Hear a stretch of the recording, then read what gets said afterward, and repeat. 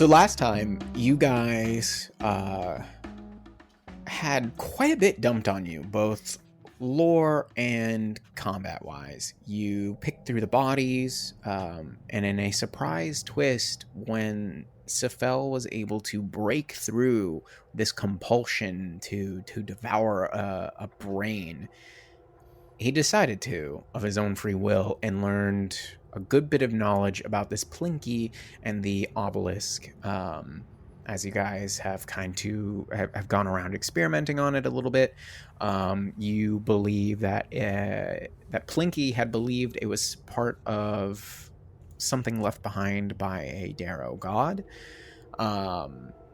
You have identified that a few chunks are missing from it, and that the goals of Plinky and the Grey Ghosts were to restore it.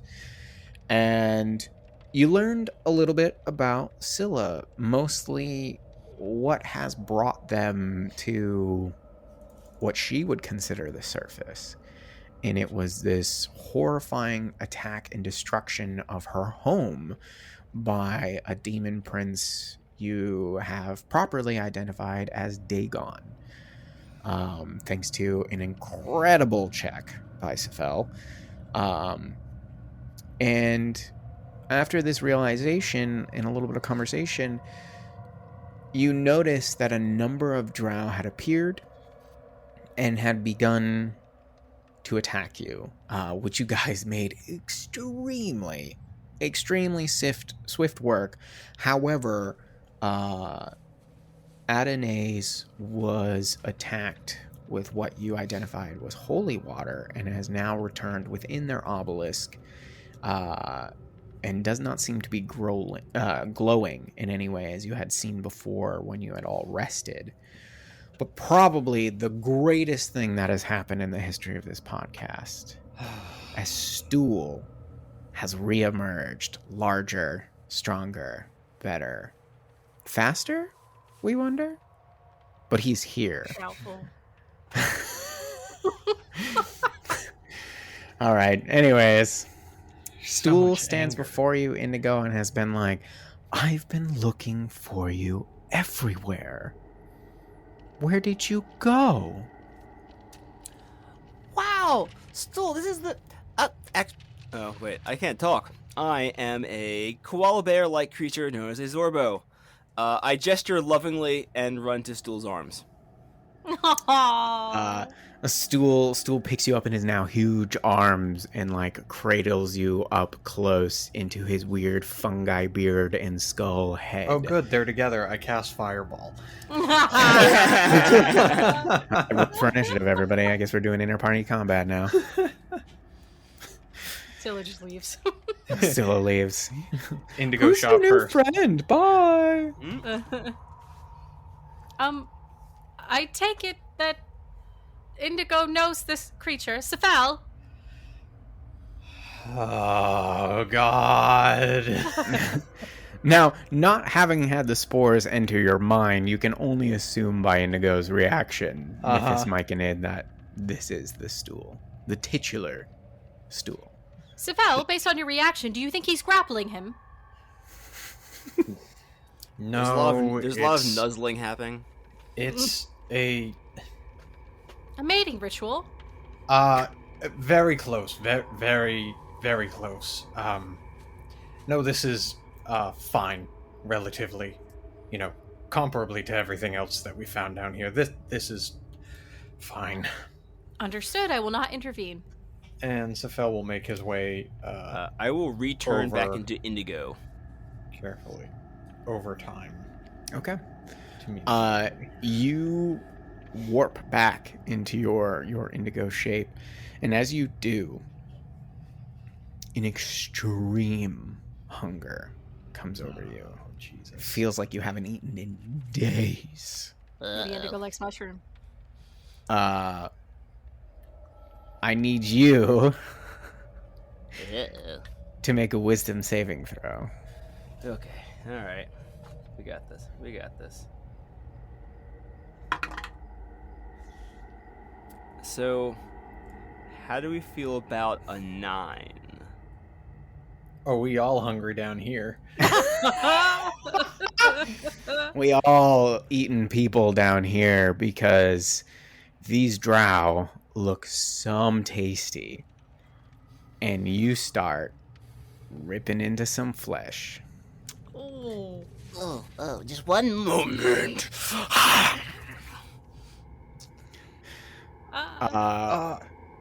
I don't think Sephel has seen this before. You have not. I Sue haven't seen this immediately bit. runs over and is going to try to drag Indigo off this Yeah. body. I think Scylla's right there with her. You can certainly try. Jesus. I'm going to say that you can do the roll with advantage because she's like helping you, essentially, Scylla. And is this a acrobatics / athletics situation? This is strength context, so you can do athletics. My 12 does not beat your 24. You are successful. Scylla and Sue, you manage to pull Indigo away from this body, but within his maw, as it seems a bit distended and his teeth seem a little bit sharper, and this kind of dark reddishness has kind of come into his eyes. He has a chunk of flesh within his mouth, which you see he kind of like greedily swallows. I think And- Scylla is firmly sitting on top of Indigo, like holding him down. It takes a few moments, Indigo, but eventually you start to calm. But you do feel a little tired because you have not eaten. I need you to take a level of exhaustion. Indigo, stop! What is happening? Sorry, I just really hungry for a second there. Whew. More You're quite heavy. spores come out of Stool, and he starts connecting with all your minds as this is happening. Are you back to us? 100%. I am so sorry about that, guys. Sephel, my bad. It's, Sue, sorry. Scylla, again, apologies. Stool, also, wow, everyone's names are different S but mine. Huh. Isn't that fun? Indigo, when did you start, how long has this been your situation? I don't think I've seen this from you before. No, And Indigo like swallows a small piece of meat that was between his teeth. no, this is pretty new. Remember when I got pushed into the hag's cauldron and my essence was bound to the mimic? I remember you telling me of it, yes. Yeah, now I have a certain proclivity towards raw meat now. My theory has something to do with the binding between our two spirits. So listen, I don't, none of us are particularly innocent. However, I feel like this would have been, good information to disclose sooner.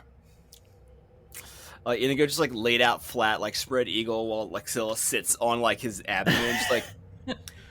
You know, I can now see that this was certainly my story to tell, and I did not do that. That is on me. Well, There are, although it sounds as though you knew this and maybe should have told us, I am not foreign to those with dietary restrictions. Perhaps we can keep raw meat with us at all times. Yeah, I'm not against it. Is it, do you think you like raw meat, or is it fresh that you like? I mean, the fresher the better. I mean, that's really where all the flavor is. I'm sorry.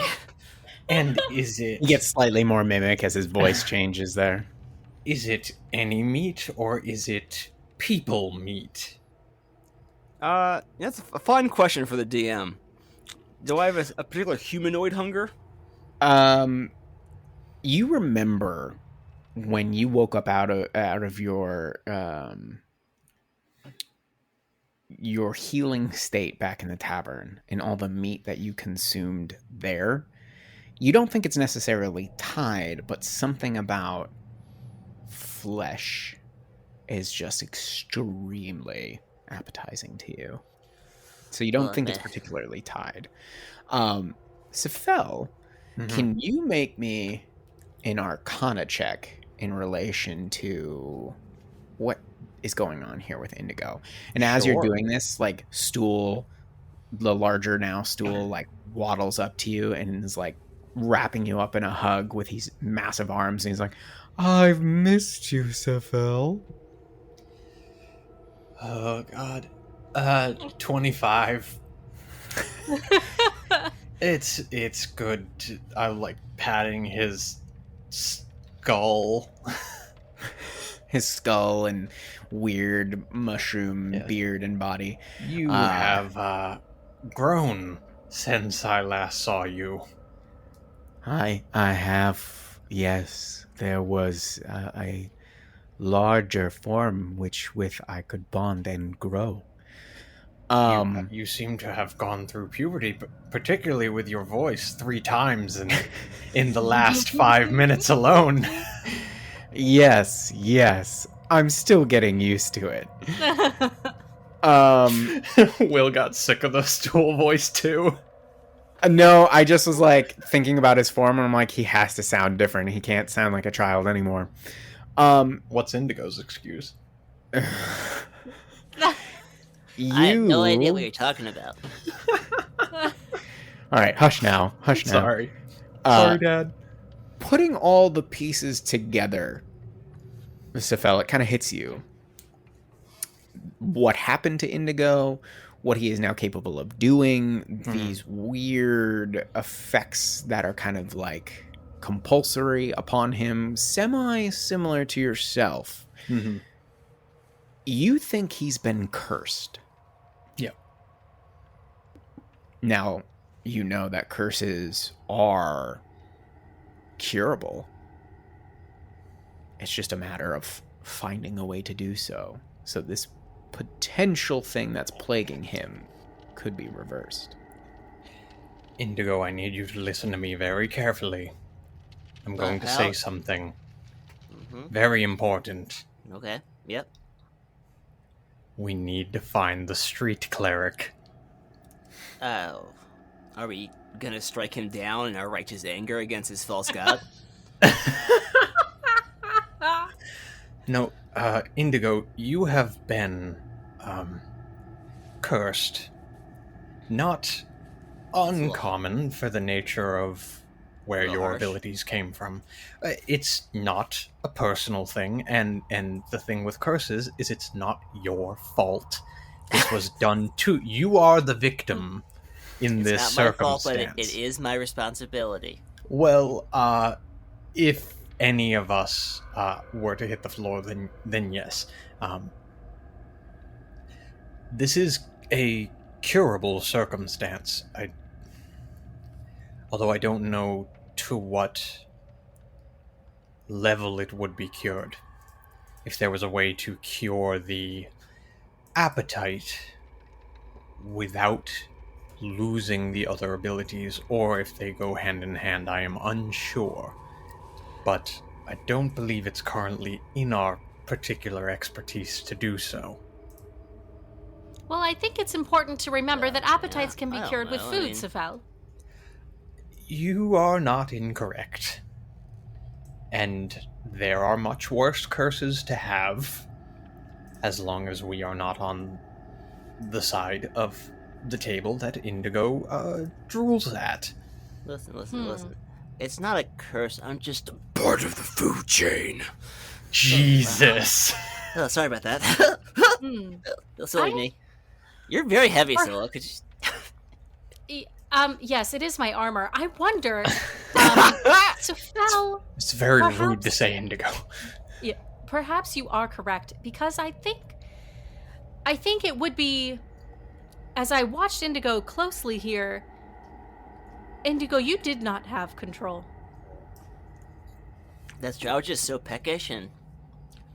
But wait, I mean, we're all. Can we all agree that we're all friends here? Yeah, Yes. absolutely. Through lack of other options, yes. Okay. So, I mean, Sephel, I couldn't help but notice what you did earlier. You really Yes. taking the bull by the horns, leaning Yep. in. Maybe Uh-huh. maybe I just need to eat more meat on my terms. Did Scylla see that? Scylla didn't see Sephel. Yeah. So I think she kind of whips around. Nope. And I was not. I was nice and vague, and you don't know what I'm saying. Context clues. There was a bull. Oh, this is a metaphor. Well, if we are friends and companions and trust is important in those kinds of relationships, I would rather Very disclose the information willingly than have Scylla find me indisposed. So That's quite the Scylla term. and Sue as well. There is an instinctual urge that I get. Hear me out. I know it sounds weird. It sounds like puberty being Yeah, explained. don't look at my tentacles. Don't look at my tentacles. Growing hair. Don't look at me. No. When we are in the presence of a corpse of one with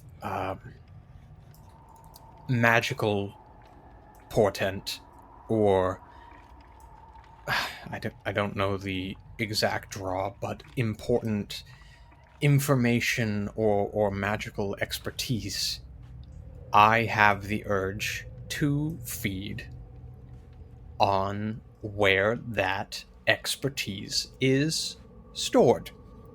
And by doing so, I have been able to gain certain knowledges, and it is how I have discovered information that would otherwise not be available to us, such as the plot on Thembershoud's existence from this Plinky.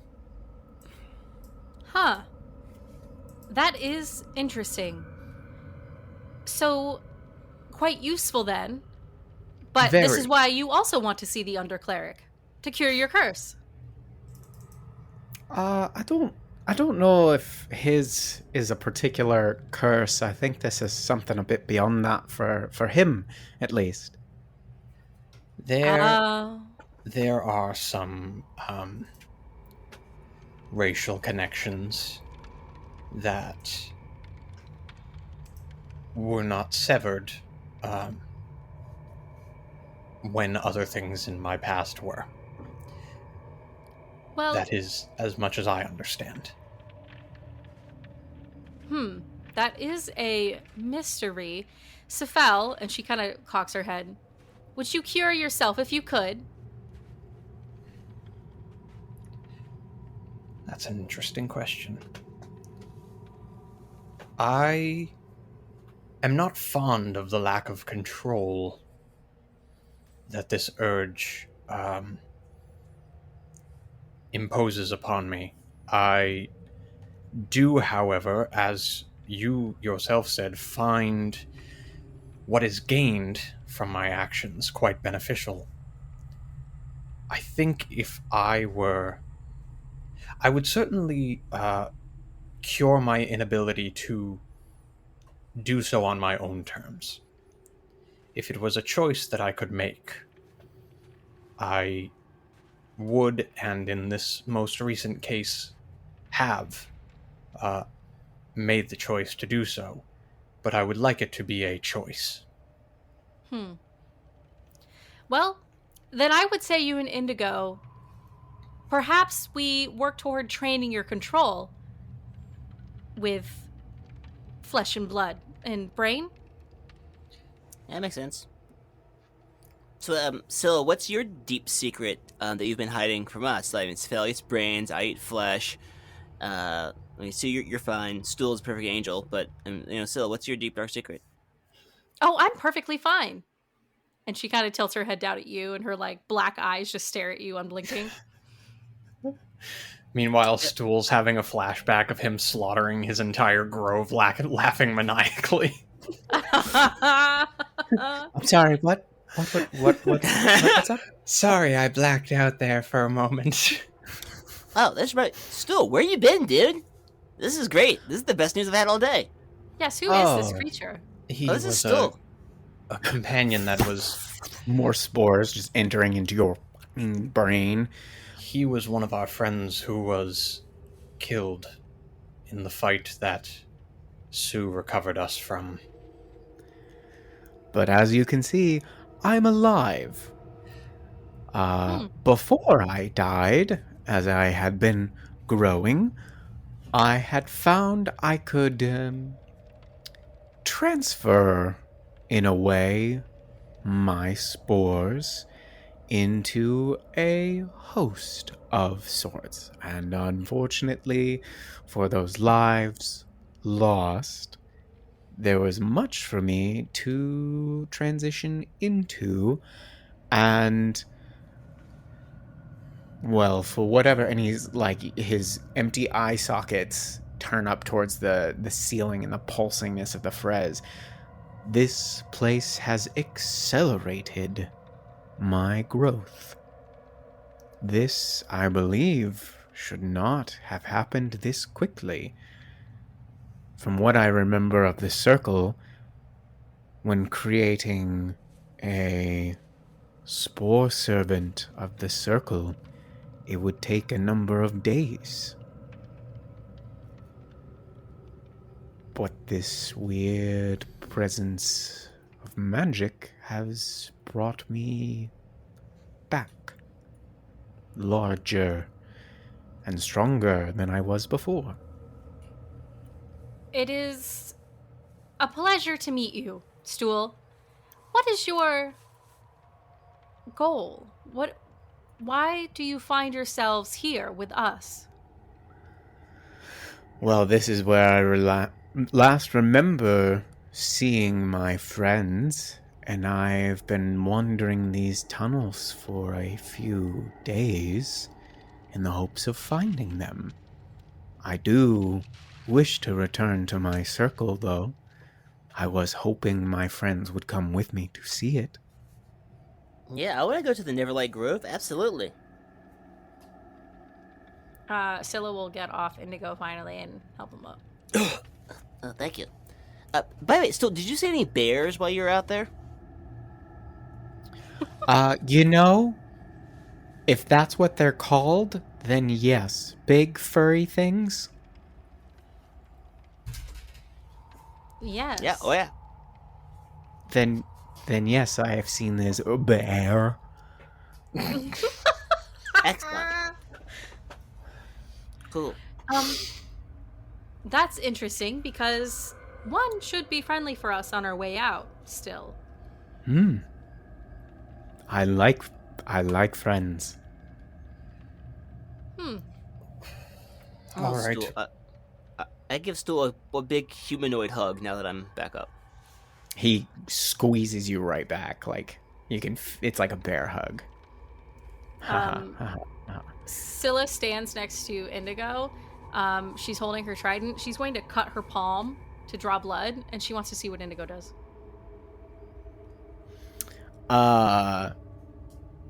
If anything, maybe Weird. nothing. But okay. No, I'm just kidding. It's not weird. I totally get your character's justification for doing that. Indigo, you smell like very quickly the fresh scent of blood, and you feel that hunger starting to come over you again. I want you to make another wisdom saving throw at advantage. Jesus. Am I seeing it happen? You can make an insight check. 23. Okay. I'm super not insightful. 4. What'd you get? 4. It's fine because you can all see like Indigo's head whip back towards you. and like his nostrils flare. Yeah, exactly. A deep inhale, and it's almost like the savagery starts to come over his face, and then he manages to reel himself back together. See? I think it's just practice. Well, let us hope you are right. I don't want to cut this reunion short, Stool. It is oddly very good to see you. But It is good to see you. we should move on. There are many things that have now caught us unawares in this chamber. And I think all of us, well, I can't speak for all of us, but I certainly am starting to feel worn down. So we should decide where we go from here and start moving in that direction.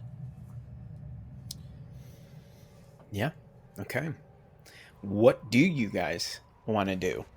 Well, do we think Adenase is like gone? Like, should we? How That's big up is to this you guys bar? and how you want to investigate it. Can I do any sort of check? I'll pick up his stone if I even can. I don't know how What's your heavy it strength is. score? It's just a flat 10. You're not going to be able to pick it up. If I adjust density on it in half the weight, can I? Not with your current strength, no. It is dense. It is hefty. Okay. You're going to need like a strength of 16 at least to carry it. Even with its weight halved? Yeah. Okay. Damn. It's probably I think I described it in the other video, but or not video, audio, it's like 8 feet tall, and it just looks like a weird tall black spire with these different carvings along the side, which you had seen pulse with like a reddish light before when he had turned into his vampiric mist and disappeared somehow inside of it.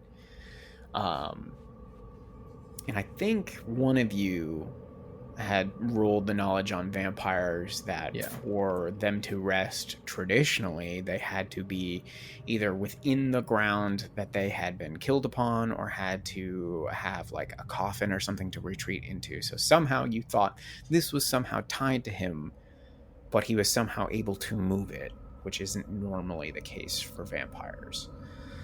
If I can't pick it up, then can I inspect it to see if it is... Has it gone completely dormant? Is it... Make an Arcana inert? check. Okay. You're absolutely welcome to. 22. Okay. You approach it, and you can tell that there's a certain sense of magic about it. Something about the weave has definitely been pulled into it. And it seems to act as a type of vessel of sorts. However, because of his undead nature and the specific purpose of this object, you're not entirely sure, if he's alive in there, what's happening. So, as of right now, you could either attempt to drag it and carry it with you in the hopes that Adenase might reappear, or you leave it, because as far as you know, if he is alive and he's recovering, you don't think necessarily that most weapons would be capable of destroying this thing. Right. Yeah. And you're not necessarily, like, well acquainted with him. He had gone mad after consuming so much Darrow blood. So who knows in what kind of state he will be when he reappears. And we had already kind of had the conversation that we can't really take him outside of this tunnel. Like, if we were to go back to Gracklestug, the first step outside the tunnel is Darrow neighborhood. Yeah. Which would not go well for anybody involved. How is he not already just, like, ripped through the West Cliff? Like... That's a good question. He tunneled through the top of the cave when we first met him. He might have just been like secluded in a cavern somewhere. True. He's a feral cat. We can save him. I don't condone this. having rescued. You feral saved cats. a feral cat. I have saved a feral cat. She's Yeah. amazing. Mine's a monster, just like Adonais. Anyways, Does the obelisk that he's in remind us of the big one in this room? it seems similar, but they are not made of the same material. Okay. And the larger obelisk, I think it was Indigo who had rolled last time, and I think you got a 6. You couldn't tell with that the full extent of its abilities. It definitely possessed something that had the ability to do something, and it was tied into the weave and the Ferez around it, but to ascertain more, you would need to study it again. Yeah. Would you allow me to look into it where we have already done a check on it? Mm-hmm. Okay. So Sephel will walk back up the long way so that he gets up there safely. Mm-hmm. I'm gonna come with you, Sephel, and right before you get up to it, I'm gonna cast guidance on you. Oh, thank you. Okay. So what is that, a D4? Yes. Okay. Stool So, not yeah. wanting to be separated from his friends lumbers beyond you all, and I think Sue would come with you guys just because she doesn't necessarily want to be hanging out amongst the dead bodies. And I think Think Sephel is Burns. kind of grumbling the whole way up, like, we need to ascertain what this thing is so we have as much information when we go, but we really should be figuring out where we are going. And he's, like, grumbling the whole time while he comes up, and he's going to lay his hand onto or probably both hands, and, like, are there carvings, markings on this obelisk, like glyphs of any kind? Or is it just like smooth material? It's just smooth except for small cracks and chipped off edges. That's Okay. it. Yeah, because we had talked about destroying it. Right. So yeah, I guess he's gonna like run his hands over the surface, and he is going to like feel those cracks and dents and chips. And can I do some sort of check to ascertain the nature? You can of make this? another Arcana checks. This episode's full of them tonight. Let's do Oh, the arcane! Okay. Oh, that's an 8. Don't forget you have guidance. Yep. So rolling the d4. Okay, and checking to make sure I still have some, which I think I do. I'm gonna burn a knowledge as well. Okay. All So- in. Another d6. Oh, fuck me. Dirty 20. Okay. You aren't able to ascertain any more of its origins. However, you know that if you were to expend some of your magic, kind of push your ability to cast spells, essentially, and in like non-role playing terms, if you expend a spell slot on this obelisk, that whatever magic is what's the word I'm looking for? I think prevailing inside of it will activate. And you feel, let me just double check, because I know what spell is currently in there now.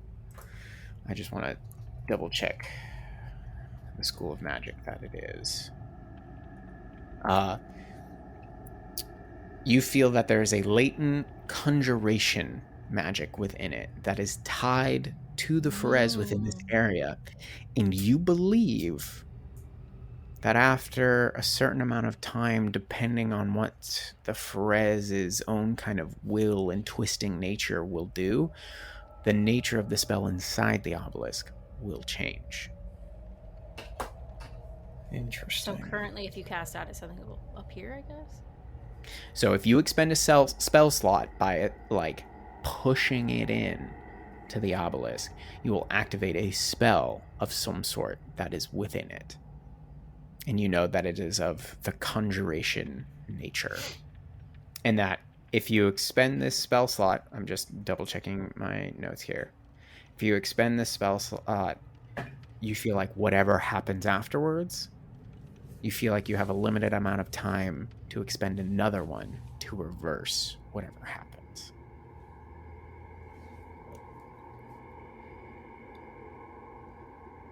Sephel thinks for a long time. And it, like to everybody else, it just looks like he is in deep, almost meditative thought with his hands against this obelisk. And he wants to act, but he is going to, after a long while, take his hands away and turn to the others. We have a rare opportunity to perhaps experience what the intention of this obelisk was. Now, I would be... Ooh. Before you go any further, Okay. I had missed something in here. Okay. You can tell with this check as well, because it you saying this reminded me of what I had read. This ability, whatever magic's currently within it and tied to the weave, you don't actually think it relates to the original purpose of this obelisk. Interesting. Yeah. So the magic within it has changed. You think that this obelisk has now become essentially a conduit for the Pharez all around you. And that, since it is now incomplete, it cannot be used for its original purpose. It only acts under the Pharez's kind of natural, chaotic magic powers. Unless it was completed. Unless it was completed. And then it could potentially be restored to its original purpose. Whatever that purpose was, okay. You do not know what that is. So we have a chance to see what this obelisk is capable of doing. Not its intended purpose, but a purpose that seemingly could be reversed if we do not like the outcome. But it is a interesting opportunity for some arcane study and perhaps some deeper understanding of the Pharez and what is going on with our magics and magic down here. And I would be lying if I said that my interest is not very piqued at the opportunity. I look down the hill towards Scylla and Sue, are kind of standing towards the mouth of the cavern. Sephel wants to do a science experiment. I think this whole time, Scylla and Sue, they're examining the dragon egg to make sure, like they want to check on it, make sure it's fine. Sure. And maybe just see if there's anything strange about it. Okay. I imagine Sue pulls out the bag of holding and like you both take ends of the drawstrings and pull it back, and as you know what you want, it starts to get larger and larger until finally it just like falls away, and there the egg sits essentially on the ground, all 4 feet tall of it. And it is gorgeous. It's like staring into a ruby, essentially, but with this fiery glow inside of it. And as you guys are kind of moving about it, as you like shift into a different position, you can start to see a shape inside of it. And that's I think where like Sue gets really excited. She's like, oh, you can see it inside of there. Look at it. This is what we had wanted, Sue. We've done it. We found it. It's beautiful. Wow, we really have done it. But now that we know what attacked you and your people, do we really think this is capable of taking on Dagon? A Daemon Prince? I think Scylla kind of like sits for a second thinking about that. Sue, we have to try. And I would say this is a strong potential in our favor. I do not think we will be able to take Dagon, but perhaps there is something we could do to keep Dagon from returning.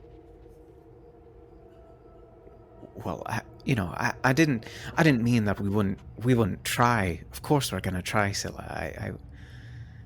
I know you lost a lot of friends down there, and I know we haven't talked about it too much. But of course we're gonna try, and if we can prevent them, whatever the fuck you want to call it, from doing more or reappearing, then I'm all for it. But is it really gone, or is it still just lurking there in the lake, you think? I do not know, but we'll take this win, and perhaps we'll find more power elsewhere. Sure, yeah. And we can, no, of course. we can examine the waters later. Yeah, no, that's yeah, we can do that, absolutely. Oh no, I was just she looks up at Sue. Do you know anything about raising a dragon egg? Absolutely not, other than supposedly the tales go, if you hatch it, that whatever it lays eyes upon first, or whomever I should say, it will form a bond with.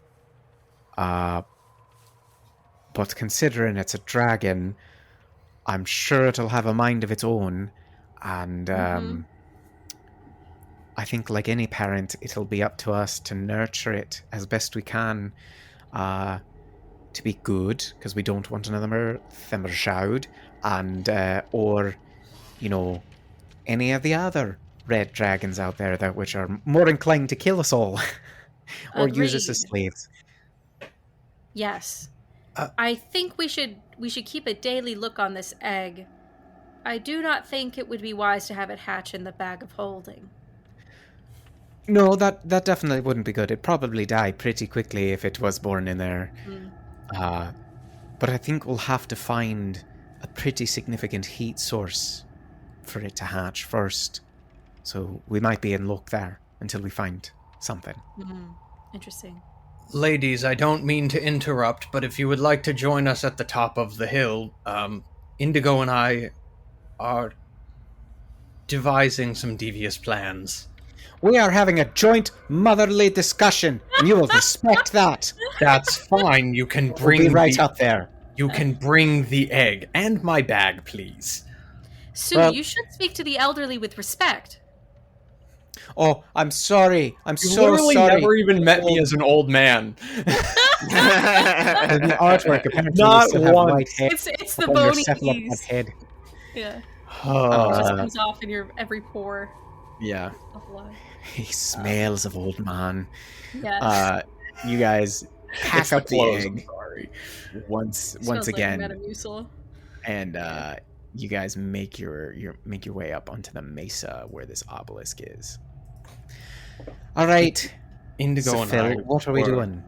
Well, Indigo and I were discussing there is some dormant magic within this obelisk that we believe could be activated. However, Indigo and myself have been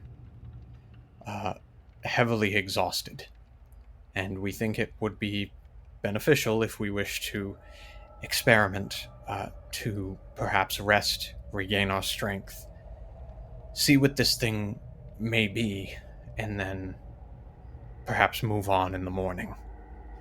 and it would give you both some time to plan what to do with your new egg. I Well, would. Go ahead. Thank you. I do not want this obelisk to remain standing. I believe it has power that could potentially draw forth an entity like Dagon, or something strong, at least. And if you want to draw power out of it, do you believe that that would destroy it, or simply use it for a time? It would show us what it is capable of doing. I do not believe currently that we have the means of destroying it. I do believe that we have removed the individuals, or at least a good number of important individuals, trying to use it. It may certainly be something that we have to come back to. It may be something that we have to pass information on to powers greater than ours. I do not have the means to destroy this, and I do not believe any of us do at this moment. I do know, however, that in its current state, it cannot be used for its intended purpose, for whatever consolation that brings. I simply wish to see what using it can do, so we have a better understanding. But you wish to rest first. I would like to do this now and move on. However, many of my capabilities have been drained, and I would be remiss to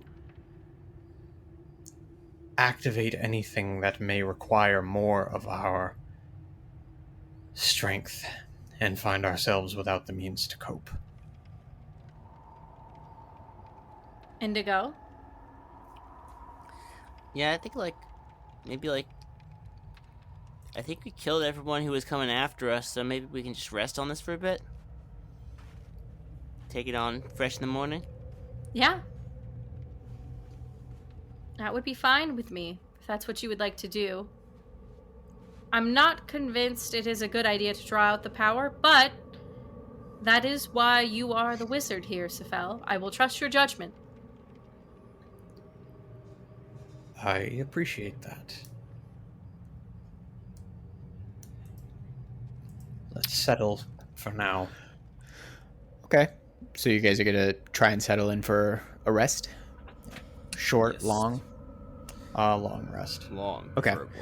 With Embershoud, figure out what our next steps are with him. Okay. All right.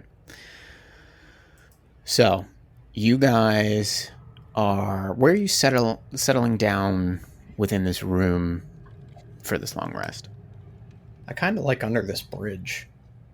Under the bridge? Okay. Like, gives a good view of the entryway with still Mm-hmm. giving some form of cover. Yeah, but like whoever's keeping watch doing so like next to the obelisk in the high ground. Yeah. Okay. Sue will do that. She still has plenty of her spell slots, and she can go a while without resting. I'll take the second rest since I only need 4 hours. Okay. So we got the first two. Who wants to take next? I can take the last. Take the last? Okay. Okay. All right, so you guys settle in for the long rest. I'm going to go ahead and roll for Sue. All right. Sephel, you are awoken a little while later by Sue. She goes, it's your turn to take the watch. Okay.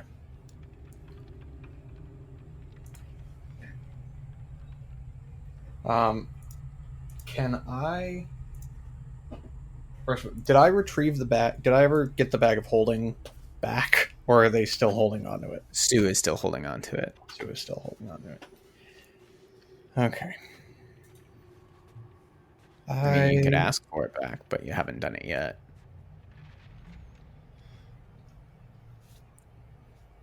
I'll leave it alone for now. I know that she is sort of attached to that egg at the moment, so I don't Okay. want to don't want to cause any tension there. So yeah, I will just take my watch then. I will say I'm also going to spend the time over the watch to attune to my cloak of protection as well. Okay, you do that. Make a perception check. Yeah.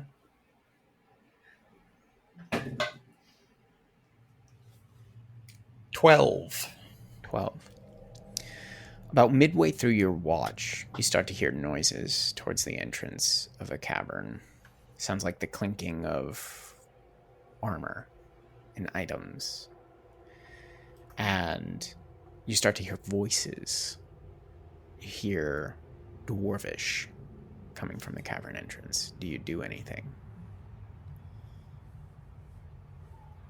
Where is everybody else positioned? Are they All fairly secluded, or are we basically all out? underneath the bridge around you. Okay. I will sort of duck under the bridge myself, Okay. and I'll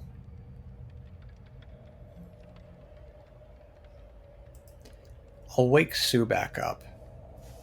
Okay, she kind of stumbles away. What's And I wrong? put a finger, Right. and I just beckon towards the entryway and sort of scoot up to the rim of where the bridge ends, so we're sort of peeking out under it and just watching the entrance. Okay. She immediately, I rolled another perception, she got a natural 20, bringing me Nice. up to a 29. Nice. She immediately hears and understands what's going on, and you see her she reaches into a pouch and she pulls out a little bit of ashes in a small sprig, and she rubs her hands together and then blows it over the group as she casts Pass Without Trace. Nice. So I know there isn't a passive stealth. I wish there kind of was, but it will give a plus 10 anyways. And as the two of you kind of creep forward and look towards the entrance, you see a group of 4 dwargar appear. One of them in the front has this larger, more jagged looking beard, and all about him you see vials filled with liquid. He has this large apron on, and the others are wearing a mixture of half plate and chainmail and are decently well armed. But they come in, and you hear one of them call out in Dwarvish. You don't understand it, but you hear him saying something. There's a pause. And he calls again, and Sue kind of whispers to you. She goes, "I wonder if he's looking for the Darrow." Don't you understand them? Well, I'm a little far away at the moment. That 20 was just to make sure that they were there, but she can roll again. Okay. He calls out a third time. She goes, "Oh, that's exactly what he's doing. He's calling to Plinky." And as you guys are observing, you see the one with all the vials kind of snap his fingers and point to the 3 other dwargar, and they start approaching out into the room. They have crossbows at the ready. And they seem to be just kind of patrolling out into the area. Between this one guy right here is kind of slowly following up. Between Atenaze and myself, was there anything left of Plinky? Not much. Mostly just a pile of goo. Cool. Yeah. But there's still a spectator body. Yep. And you see where this one particularly interesting dwargar is he's now looking right at Atenaze's obelisk. And he's staring at it, and he Sue kind of whispers over to you. She says, "He's saying that someone's definitely been through here, and to be on the ready and the lookout for essentially us, trespassers, really." And you see all three of those Dwergar reach into their bags and pull out a vial of something, and they seem to be pouring it on the bolts of their crossbows. And they are spreading further out into the room. And I'm going to need everybody to roll a stealth check here. For those that are still asleep, it's at disadvantage. I was like, how does being asleep affect my stealth? I am prone, which is good, but I am snoring, which is bad. Mm-hmm. With the plus 10, that is a 27. Okay. With That's the plus 24. 24. What'd you get there, Indigo? 10. Cool. With the plus 10, I have a 15. Wow. Okay, so you got a 19 and still got a 13. Okay. I need one more for the Dwergar. Okay.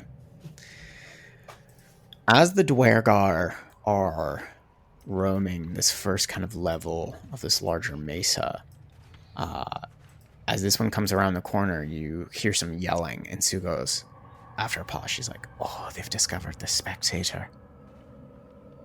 And you see that one kind of run back around the corner and start talking to the guy with all the vials and stuff. And they're starting to be hushed. And then simultaneously, the three regularly kind of militaried up Dwergar, sorry, I'm trying to get the name down. They disappear. They go invisible. And Sue goes, no. "Oh, fuck. This is not good, Sephel. We're gonna need to do something quick." Sephel.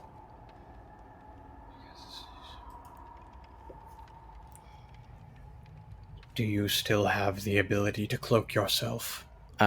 She has used her natural ability to go invisible, and she has no more second level spells. So she just looks at you and she goes, "No, I can't go back invisible.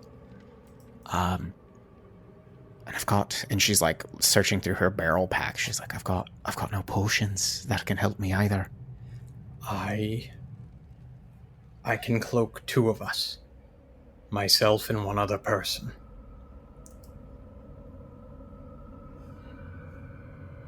But it is all I have.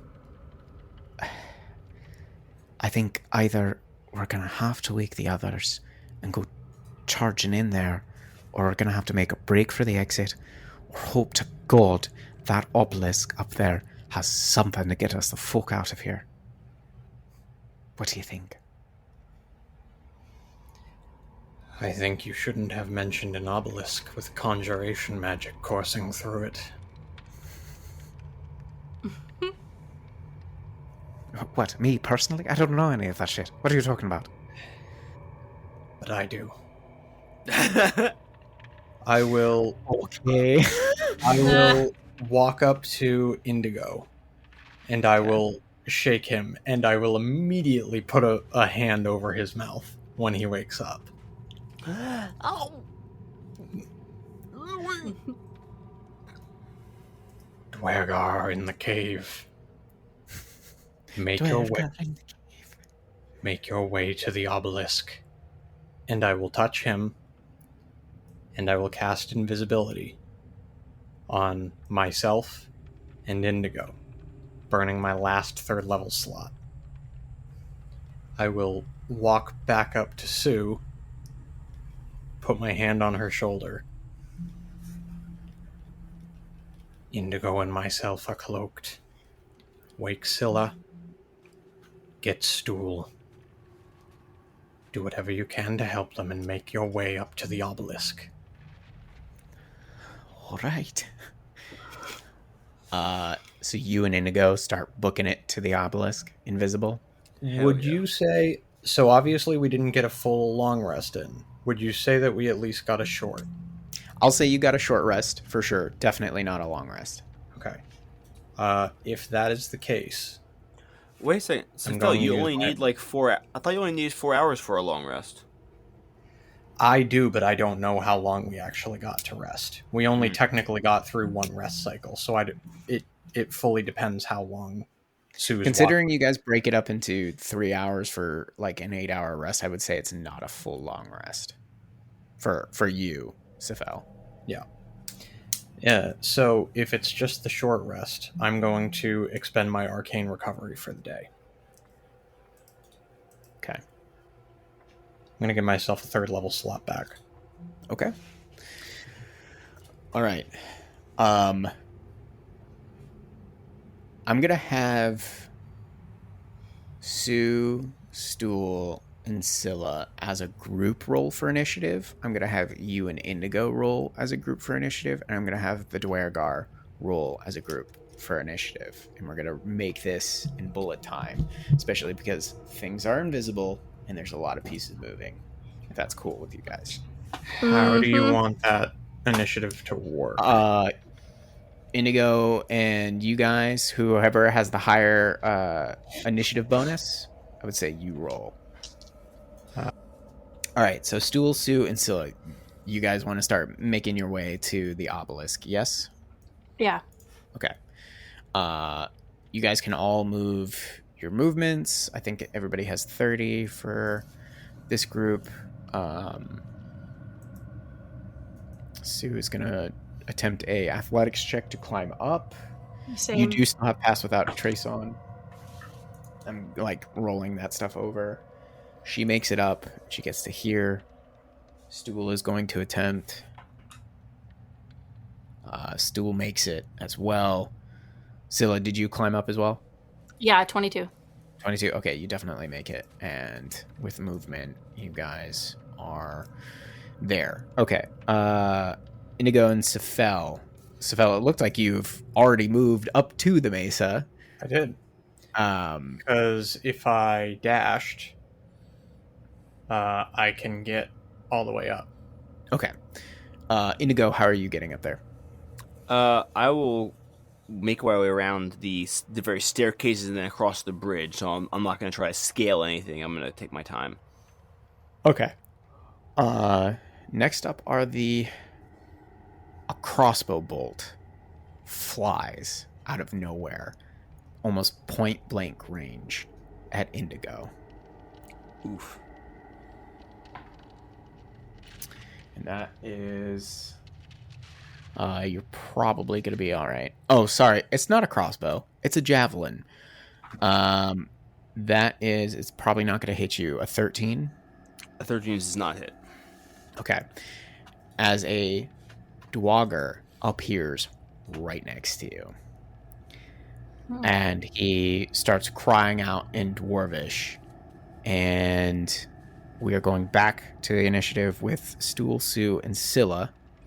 I don't imagine Sephel told Sue that by essentially pushing her magical abilities into the obelisk, it could activate it. I imagine that was something you kind of just like figured out and you're like, okay, I got it. Yeah, he didn't pass. He spoke about it with Indigo, but Sue and Scylla were off during that part of the conversation, so I don't think that got passed along. Okay. Jumping next, it is Indigo and Sephel's turn. What do you guys do? Okay. Sephel is going to put his hands onto the obelisk, and he is going to start small. Let's push a first level spell slot into it. Okay. You push a spell slot, or like this arcane energy through yourself, reaching into the weave, into the obelisk, and you just feel like this pulse go out, very similar to what you felt before. And you must have assumed that somehow the obelisk was used, and that's what caught that ripple through the Ferez before. And you feel your mind and your vision twist, and then all 5 of you find yourselves sitting in a dark tunnel. There's no light. There's no whirling Ferez you can all hear normally. It doesn't sound like you're underwater. And it is silent. But for the occasional drip of moisture that falls from the tunnel entrance. And Sephel, you feel like a lingering magic upon you in the group as you realize you've just been teleported somewhere. You don't know where, but it only takes a moment before Sue, like, who immediately starts running down a direction, and she comes back and she goes, I think we're in a tunnel outside of Gracklestug. We're outside the city. I think this particular way leads back to one of the main entrances. Well, that works shockingly well, then. The Dwargar didn't come with us, right? No. Surprisingly. Well, let's proceed back, then. So we should just head on back in then? And just... Do you have any idea who those guys were? No, I don't. I've not seen him before. There's quite a few of us around. They were looking for Plinky, though. When I ate Plinky's brain, Yes. in the memories and knowledge of Plinky, was there anything about these Dwergar? You remember their faces, and you remember a sense of association there, but she viewed them as kind of like pawns. But that's it. Oh, however, the one that carried a bunch of vials and such, that one was an alchemist named Lortheo, who was interesting in his abilities to manufacture different types of chemical agents that they might use in the takeover of the city. And that he also worked as a means of gaining coin for the Grey Ghosts. But that's it. I will relay all of that to the group. We should return to the city and to Thembershoud quickly. What if... Sephel, and we can like start walking as we go. Sephel, what if when we get there, we're gonna run into the Keepers of the Flame before we get to Thembershoud? What if we like send them after the Grey Ghosts?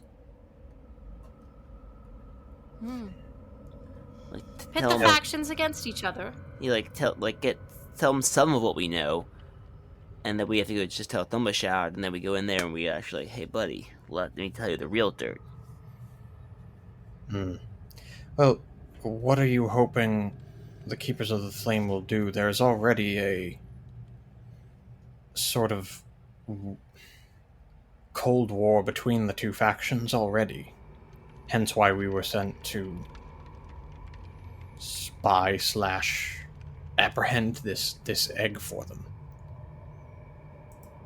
Do you think they could be persuaded into physical action?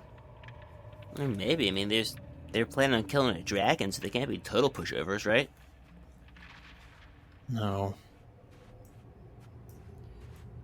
I suppose we could try, or...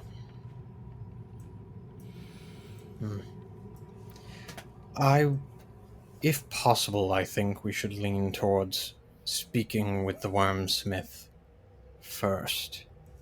Which would not be totally unreasonable, as he did specifically request that any information come to him before the Keepers of the Flame. True. And hey, also, if you want to go down that road, you give me 8 hours at the Bullet's Lair, I can let them know from there.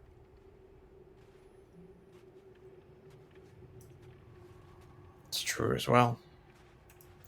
Yes, we do still need to rest. Oh yeah, I feel I feel bad. I feel not great.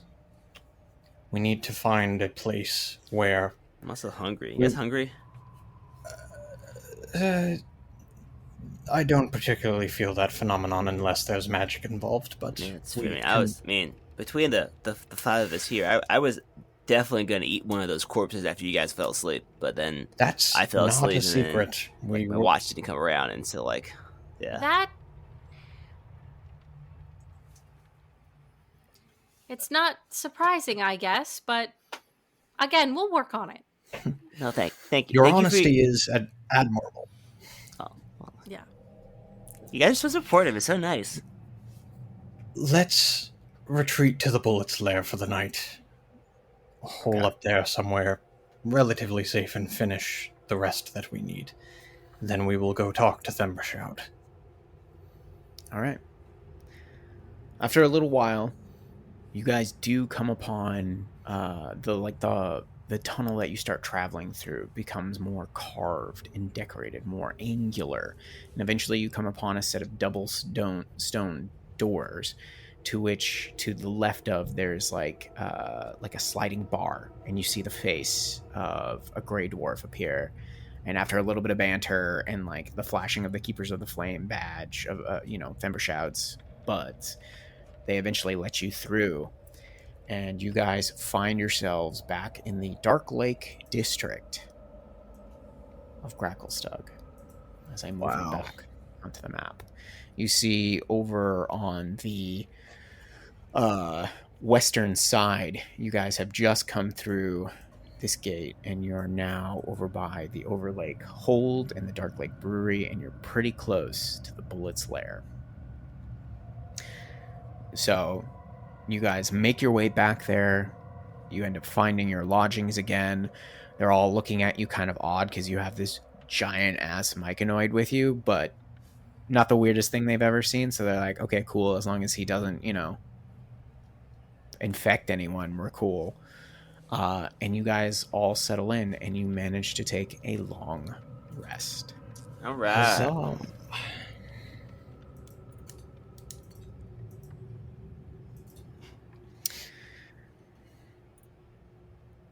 and so you all awaken.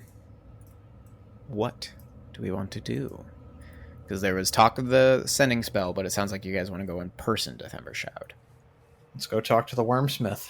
All right, you guys get up, you fresh, you eat, you get something in the Goldborn's lair, and you make your way back to Thembershout's cavern.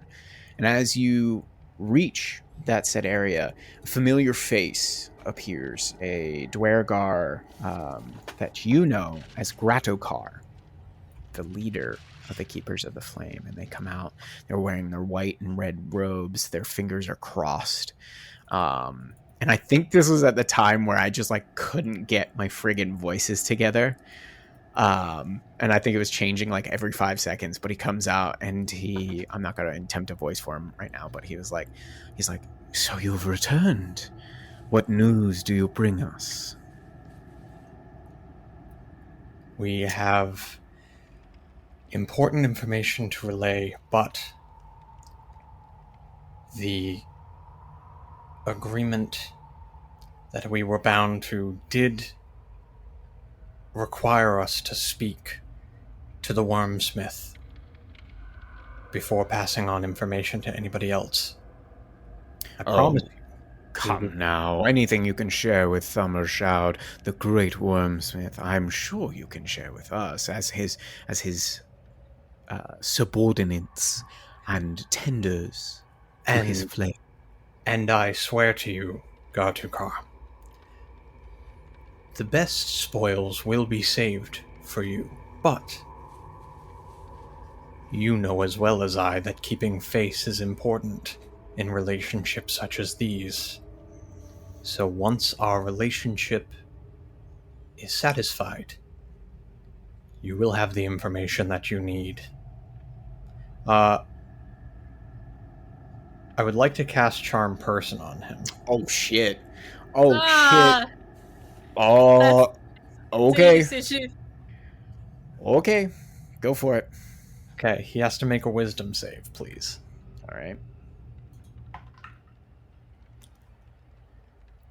11. DC 17. Yep. Okay. He is Wow. charmed. He goes, I am so sorry, Sephel. If I could ask, though, have you taken care of the Grey Ghost problem? It has been scouted out and dealt with to the best of our current capabilities. You can be sure of that. Wonderful. This gladdens me greatly. Of course, we shall not keep you from Femmershout. And he gives this deep, deep bow and goes. And as you guys start walking by, he goes, "I do look forward to hearing more of your report later." Of course, we will speak later. And Absolutely. charm person, just for your tracking, lasts an hour. Yep. No, that's fine. Okay. That's fine. Man, that guy was really He friendly was this quite time. nice. Wow, I like Yes. I do not feel as though we meet many friendly people like that. him. Stool's I'm like, not used his to it. brain feels weird. His brain feels weird. Sorry, voice change. Okay, you guys start making your way in, and as you do, you feel that overly oppressive heat. Oh, you know what? I totally forgot to have you guys do something. Those of you man. that are immune or resistant to diseases are fine. Everybody else is not. We gotta roll for that good old grackle lung. So What if I sleep in a tub? no. Too late. Too So- late. So I have advantage against diseases. Does that? Okay, is so you that have what you're- advantage, so you still gotta roll. You're not immune. Okay. Sir William, does my resistance to poison in any way help me here? Mm, No. Dang. Worth Sorry, a try. yeah. Worth a try. That was good. That was a good get, though. That was a good get. Ooh, You almost got him. the advantage Almost had me. certainly helped. Sue is fine. Stool is unaffected by that shit. Okay, so what's everybody got here? 22. You're fine. 18. You're fine. Also 18. You're fine. Suck Okay, it. I'll Suck get it, under cleric. Suck it. You know, Won't when get you any gold from earlier, me, I was like, boy. I don't remember if I wrote his name down. I don't Oh, think shoot. we got one. Yeah, he's just I don't the think undercleric. He's I don't also think we skeevy. have. He We're was not very skeevy. polite. No, Indigo was too busy shitting all over his beliefs. That's right. That's right. Yeah. All right. So you enter into this super hot cavern, and eventually you come upon the great wormsmith Femmershout sitting upon his massive pile of gold.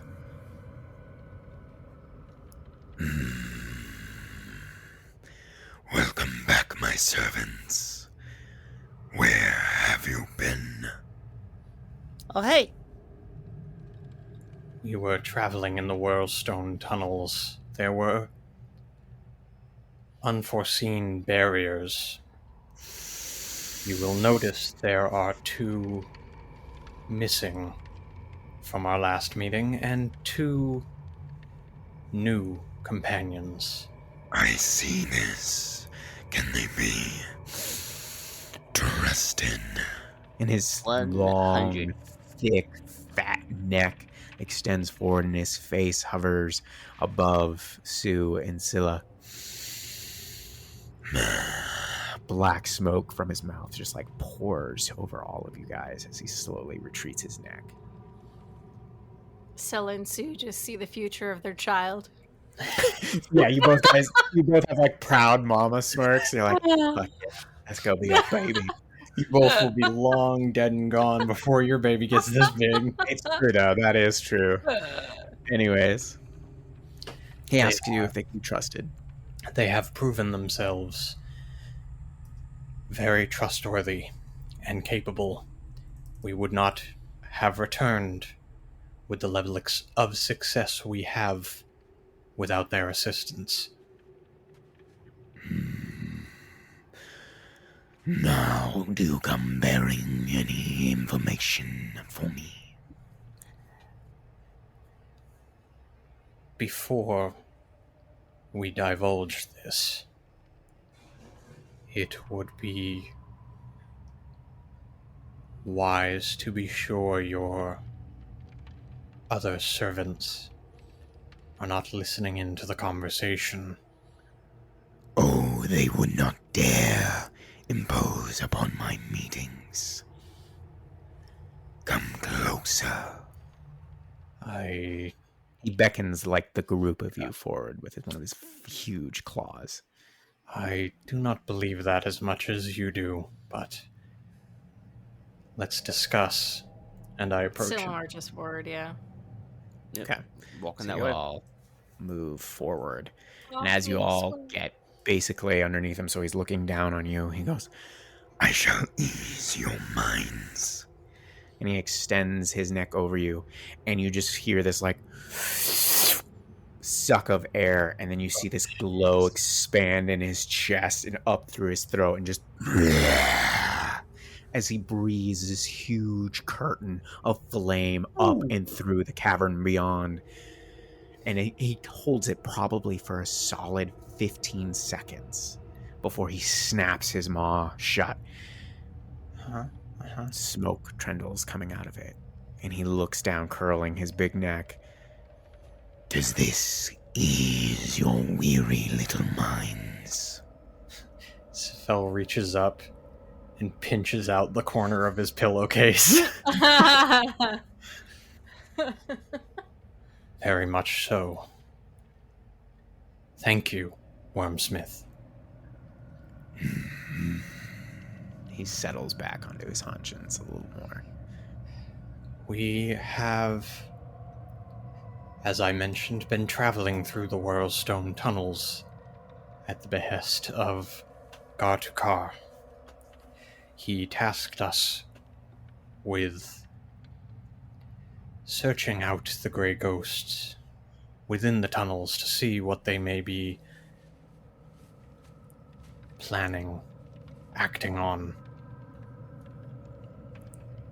We found through some unforeseen means that the reason that your keepers are so hostile to the grey ghosts and tense recently is because the keepers had a plan that the grey ghosts foiled. A plan to remove you from your seat. What? And he lunges forward and snaps his neck right in front of your face. What is the meaning of this? The keepers were searching for an item they did not have, but believed the grey ghosts to have. An egg of one of your kind. He draws back, standing up and broad and wide. And he's still staring at you if you have more to add. The keepers intended, if the ghosts had this object, to procure it, hatch it for their own, and use its offspring to usurp you. They believe you have grown fat, weak. You have outstayed your welcome. And they are on edge because without this replacement, they cannot enact this plan. You don't get to say anything further as he lifts his head up, pointed straight to the ceiling, and unleashes another burst of flame, and you just see it crawl across the ceiling and goes, Filthy worms, greedy, nasty. Think I've grown fat, have they? I will show them the true meaning of power. and he just starts rampaging forward, doesn't even mind the lot of you. I need you all to make dexterity saving throws. Oh, no. Oh, jeez. Stool and Sue barely managed to make it. 19. You're good. 19 as well. You're good. How do we feel about a 9? Oh, jeez. Not great, but you do have an awesome feat. Yes. Shield Master? Mm-hmm. So if an effect allows half damage on a success, you can use your reaction to take no damage? Do you want to Am I use your an idiot? reaction? Otherwise, you're taking damage. She didn't succeed. Yeah, I would love to, but I did not. Yeah, I don't know Oh, if I'm you reading didn't it succeed? right. Oh, I thought that. Yeah, you have acted to on a fail. succeed. My bad. No, it's Yeah. basically evasion with shields. Half Gotcha. damage becomes no damage if you succeed. Okay. So, all of you managed to dive out of the way. Sue, you were kind of Scylla, you were kind of towards the back, and you just get like swept up by one of his claws, and you're thrown into one of the cavern walls. You're gonna take. Where is it? You take 8 points of bludgeoning damage as you are thrown backwards, and he just starts ripping through his cavern super fast. He tucks his wings in, and you just hear him screaming, Grandokar, filthy keepers of the flame, you will understand the true dire heat. You think you can dispose of me? and you just hear the exhalation of more flames, and then you hear screams and cries as mayhem begins. What do you do? I don't know that was like a lawful good action that we took. I would say maybe chaotic neutral. I feel good about it. We saved a life today. Which life did we save? The Indigo? dragons. As the dragons, screams continue. That- we saved Have you we heard saved of- ours. Have you heard of the caravan problem? If there are 5 people on one road, but you have the opportunity to derail the caravan to only hit one person. But what if that one Just person's picture in the really background, awesome? you see the occasional blogger body just like fly out through the entrance, and just like a Yeah. husk, a crispy Actually, husk, as you guys are talking about this. It's interesting that you bring up the railcart paradox, Scylla, because the actual solution to that is that all people are capable of terrible things, and so if you have the chance to take out any, you should maximize gains. So what you do is you move the single individual onto the track with the other 5, and you run them all over at once. Just carnage continues on. Well, I think the safest place to be is actually right here. Nope, this is fine. Let us remain here. He is going to take out whatever anger he needs to, and if anything, we have ingratiated ourselves. So I think the best thing that we do is sit tight, and as soon as he walks back in, all of you, if you don't know how to bow, figure it out. Okay. Can everybody tell me their passive perceptions once again? 10. 10. That's right. You have like the shittiest one. 11. 11. Okay. Peasants. 17. Okay. 17, Sue's 19, Stool doesn't, I think Stool's is like a 13. As you all are kind of waiting there and this carnage continues in the distance, eventually you hear Theber shout, bellow out, and like you can hear it throughout the cavern, and it seems like it's a call to the greater population as he goes, Deep King, show your face. Oh no. Your schemy keepers of the flame meant to destroy me. I will see you or bathe this city in ash. Your fortress will be nothing but molten metal. Your people crisps. I demand you kneel. Indigo, out of the corner of your eye, you see some weird movement towards the back of the cavern. And you hear what sounds like the chink, blink, blink, blink of like coins shifting. And as you look over, you see Sue looks in the same direction as you look up and you see what looks like a large, fuzzy ass with a tail sticking out of a hole as two feline-like legs start like kicking their way, and eventually like coins are falling out from the sagging pocket that is still in view, and then finally the butt's gone. What? As you realize a thief has just stolen from Thembershoud. There's a few moments of silence before a large explosion fills our ears. Thembershoud's head quickly snaps to the lower ledges beneath the stalagmite castle of the king. There, we can see cannons being fired towards the Wormsmith. We hear the high-pitched whine as the ordnance flies ever closer. Thembershoud, defying his larger size, quickly turns and dashes back into the cavern, landing before you all in a huff, dust kicking up off the ground. The explosions continue to sound outside. Small flakes of stone fall to the cavern floor, and he turns to you all. Typical of these sniveling dwarves.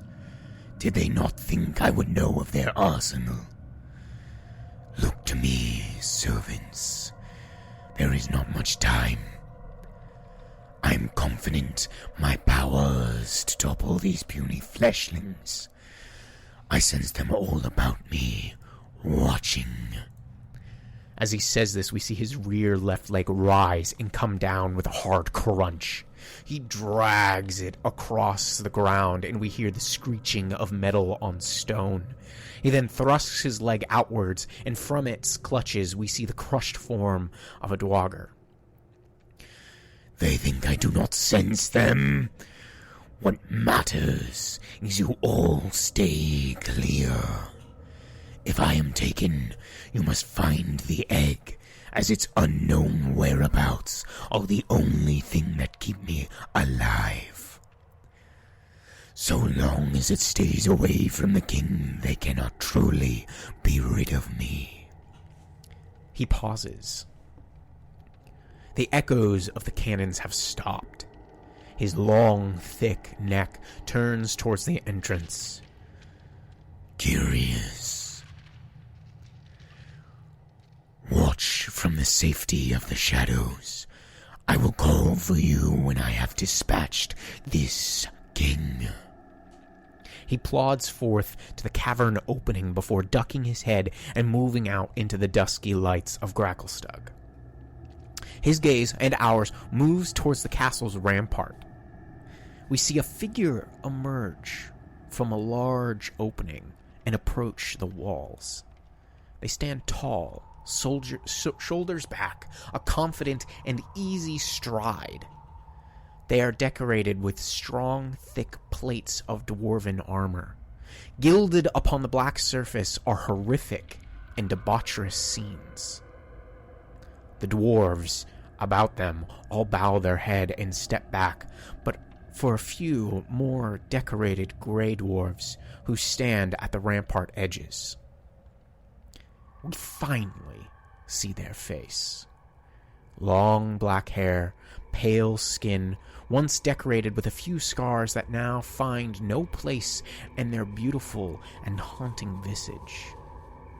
Eyes of a dark golden hue. Lara stands tall, surveying the scene below.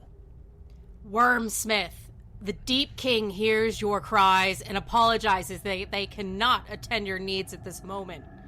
However, the threats you have made are not idle and must be addressed. The king knows of no such egg which you speak of. He is, however, willing to investigate on your behalf about these rumors. He would not have his greatest ally turn against him. You mean so much to him and the people of Gracklestug. He would never have such a thing happen to you as you claim. If you are willing to parley, he would entreat you enter his palace and have words with him.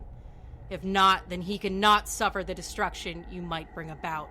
What say you, Wormsmith? Lies. Your elegant words have no purchase in my mind. I feel them laced with magics. Pathetic. Even your attempts to appease me are further proof of your treachery.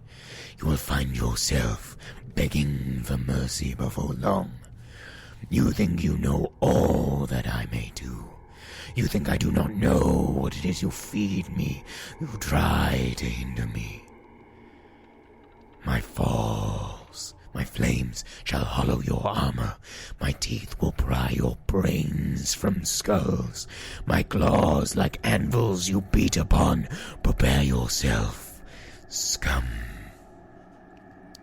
With that, Thembershoud lowers his neck and unleashes a bout of flame and quickly whips himself in a circle, his tail colliding with invisible soldiers that have encircled him within the last few moments. As they land on their backs, they are met with his flames, their cries echoing out into the city. Lara quickly turns to the cannoneers to her left. She points down towards Thembershoud. Aim to the left with your shot. She turns to the right. You to his right. She looks down below to the lower levels. Half of you load with heavy netting, the rest tin mask globes. She pulls herself back upright. This dragon shall not last a minute. Behind her, we see a few of the dwarven officers mumbling. We hear one say under his breath to the others, "This witch will find themselves roasted before long. Stupid woman. Thinks she can walk in here and endear herself to the king and become commander to us all? You watch. She'll fail within her first moment." We flash back down to Thembershoud making progress through the streets. Explosions into the ground about him begin to erupt as he continues to bite, claw, and burn their way towards the castle. Netting begins to fall upon them, preventing him from taking flight. More soldiers swarm in. We see their lances burn and burst with white-hot heat as they prick at his heels. With a cry from above, they fall back quickly as glass canisters break about the Wormsmith. Gas hisses into the air. Thembershoud roars and shakes their head as the gas envelops them. Draconic howls into the air along with more struggling. Netting continues to rain down until all grows silent. As the gas clears, we see a moaning and entangled Thembershoud. Soldiers slowly move in, tying the netting together while great chains are brought forward along with the carts. Bring him in. She begins to walk back to the castle entrance, and she stops beside the officers, looking down on the one that mocked her. Fail, did I? She grabs him by the gorget and drags him to the wall, and quicker than any of the others can react, tosses him over the edge. She looks back to all the dwarves staring at her. Need any more be said for those who do not take my word for law? Good. She marches back into the castle beyond. A few moments later, we see a stern figure with this black and red and gold robe, a thick metal walking stick before them, a long white split mustache, and a long braided white beard. Their shaggy brows underneath a high pointed mithril crown. Rising from their back are two angular points, framing their face, looking like a trident spearing upwards to the sky. "Hear your king.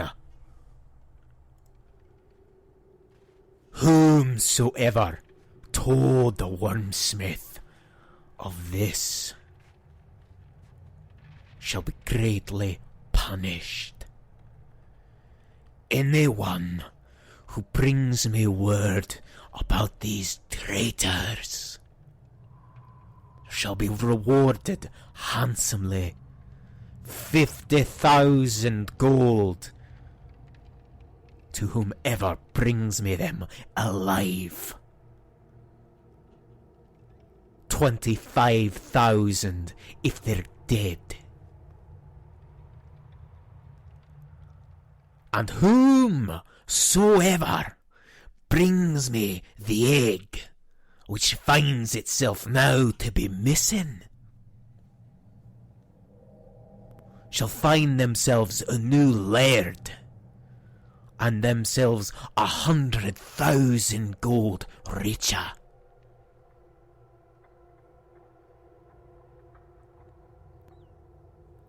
You have one day before the searches begin. He turns, and we hear the clacking of his walking stick upon the stone and metal. And we see Themberchild, his large form now loaded upon numerous carts and being dragged through the streets to the base of the castle. And that's where we're going to leave it tonight.